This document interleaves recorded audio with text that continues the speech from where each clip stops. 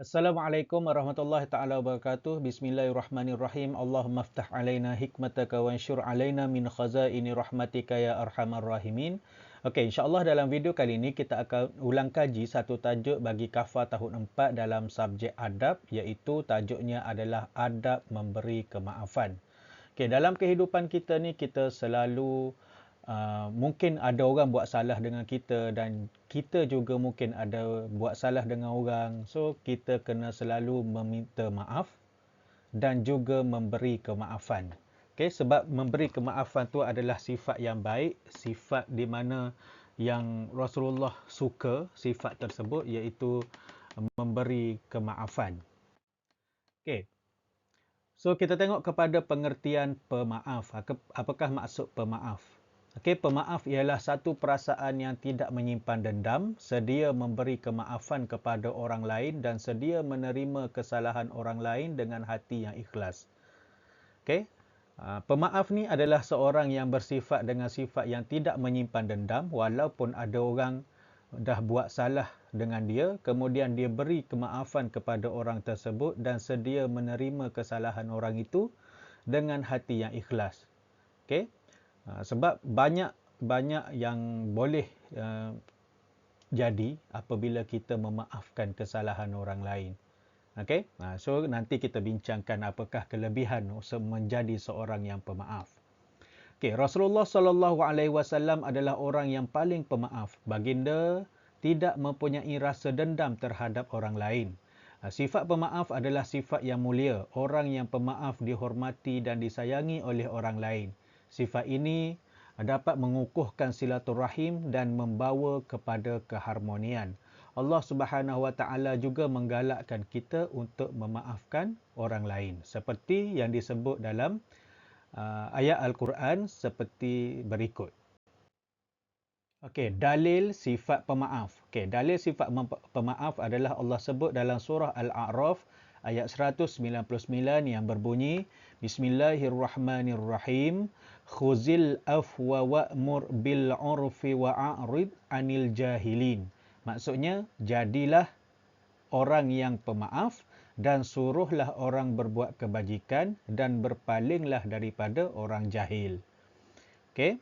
So Allah sebut dalam ayat ni suruh kita jadi orang yang pemaaf dan juga kita kena jadi orang yang mengajak orang lain berbuat kebajikan dan juga menjauhi orang-orang yang jahil. Okey, ini dalil sifat pemaaf. Okay, seterusnya kita tengok ciri-ciri sifat pemaaf. Bagaimana ataupun macam mana apakah ciri-ciri orang yang bersifat pemaaf? Okey. Yang pertama adalah tidak berdendam, tidak menyimpan dendam. Yang kedua, ikhlas dalam perbuatan dan tutur kata. Yang ketiga, sentiasa beringat setiap orang mempunyai kelebihan dan kekurangan. Dan yang keempat adalah sedia memberi kemaafan dan menerima kesalahan orang lain dengan hati yang terbuka. Okey, ini adalah sifat orang yang pemaaf. Bila kita dah memaafkan orang, jangan pula kita menyimpan dendam.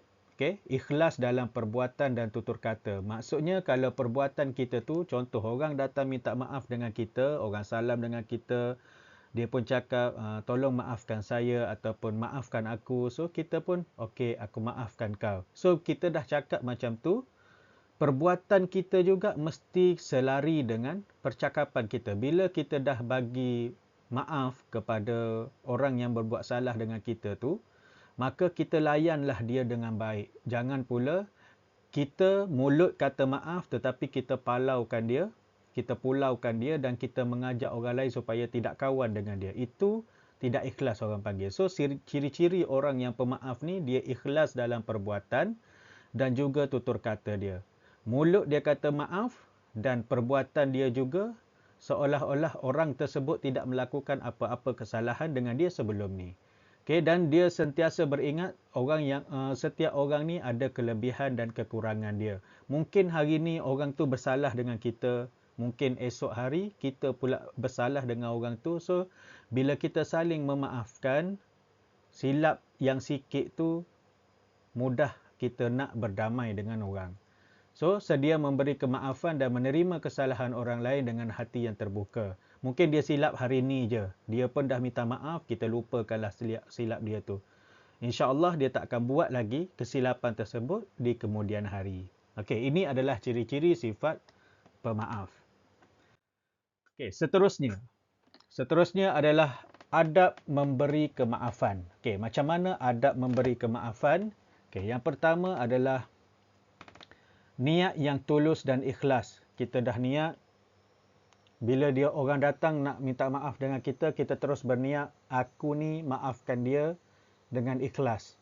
Bukan dengan sebab nak dapat pujian ke, dengan sebab ada agenda lain ke, bukan. Kita mesti tulus dan ikhlas. Kita mesti ikhlas memberi kemaafan kepada orang yang buat salah dengan kita. Okey, menerima kekurangan orang lain, kemudian meletakkan diri kita dalam situasi orang lain.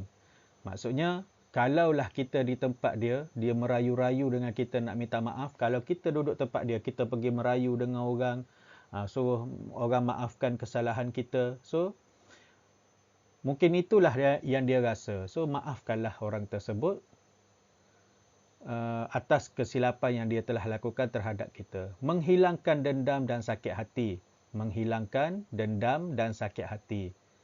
Okay? Bila kita memberi kemaafan, dia akan hilang dendam dan hilang sakit hati kita yang sebelum ni. Kemudian memberikan kemaafan dengan kata-kata yang baik. Okay? Bila kita maafkan orang, sebutlah dengan kata-kata yang baik. Okay? Contohnya, aku maafkan kau, tapi janji jangan buat lagi tau. Aku tak suka perbuatan macam tu. Contohnya, itu kata-kata yang baik. Jangan pula kita kata yang buruk. Kita cakap maaf tapi kita maki dia ke apa ke, tak boleh. Okey. Kemudian mengambil pengajaran dari kesalahan yang dilakukan. Kita dan orang yang berbuat salah itu sama-sama mengambil pengajaran daripada kesalahan yang telah dilakukan. Orang tu bila kita maafkan, insya-Allah dia tak akan ulang lagi kesilapan tu, dan kita juga takkan lakukan apa kesalahan yang dia telah buat kepada orang lain. Dan kemudian berdoa agar hati tetap tenang. Okay? Bila kita dah maafkan orang, walaupun sebelum ni kita sakit hati dengan apa yang dia buat, bila kita maafkan, kita doa pada Allah supaya hati kita akan tenang selepas kita maafkan orang yang bersalah dengan kita. Okey. Baik. Seterusnya, kebaikan memberi kemaafan. Apakah kebaikan sekiranya kita menjadi orang yang pemaaf?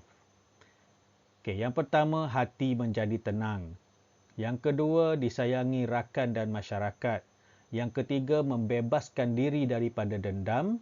Yang keempat, merapatkan hubungan yang telah retak. Yang kelima, mencegah berlakunya permusuhan sesama manusia. Yang keenam, menjadi contoh teladan yang baik kepada orang lain. Okey, ini adalah kebaikan memberi kemaafan. Hati kita akan jadi tenang. Bila kita seorang yang pemaaf, yang tidak menyimpan dendam, kawan-kawan dan masyarakat akan suka dengan kita. So, kemudian dia akan membebaskan diri kita daripada sifat dendam. Sifat dendam ni bahaya. Okey, sifat dendam akan menyebabkan permusuhan, pergaduhan dan sebagainya.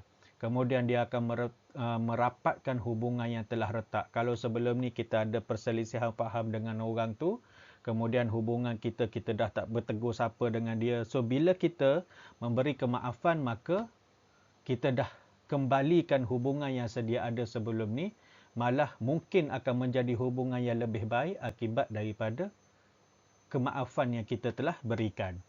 So, dia juga mengelakkan berlakunya permusuhan sesama manusia dan menjadi contoh teladan yang baik. Kalau contoh kita sebagai seorang abang, bila kita memaafkan, maka itu jadi contoh teladan kepada adik-adik kita.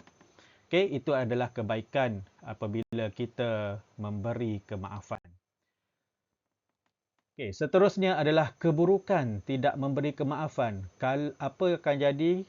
Apakah keburukan sekiranya kita ni menjadi orang yang susah untuk memberi kemaafan kepada orang lain? Yang pertama, menyebabkan tekanan emosi. Kita sendiri akan serabut. Okay? Bila kita ada musuh, bila kita sukar untuk memaafkan orang, kita akan rasa emosi kita akan tertekan. Kemudian hidup tidak tenang. Okey, hidup tidak tenang, berada dalam keadaan terasing. Okey, tidak layak dijadikan pemimpin, memutuskan hubungan silaturahim, menanam sifat pentingkan diri sendiri dan juga dibenci oleh Allah Subhanahu Wa Taala. Sebab ayat Al-Quran tadi Allah suruh berilah kemaafan. So orang yang tidak suka memberi kemaafan kepada orang lain ataupun orang yang dalam diri dia tidak ada sifat pemaaf ni, dia akan menyebabkan dia punya emosi sendiri itu tertekan. Dia sendiri akan melalui tekanan emosi yang teruk. So bila ada tekanan emosi, hidup dia tidak tenang. Contohnya orang yang dia sangka berbuat salah dengan dia tu, hidup macam normal je. Ramai je orang yang nak berkawan dengan dia. Sedangkan orang yang sepatutnya, awak yang sepatutnya memberi kemaafan ni, awak rasa terasing daripada hidup orang lain. So, itu akan menambahkan perasaan dendam dalam hati awak. Lebih baik kita memaafkan kesalahan dia dan kita kawan dengan semua orang macam biasa. So, kerana apa? Kalau kita tak bagi kemaafan, itu telah memutuskan hubungan silaturahim.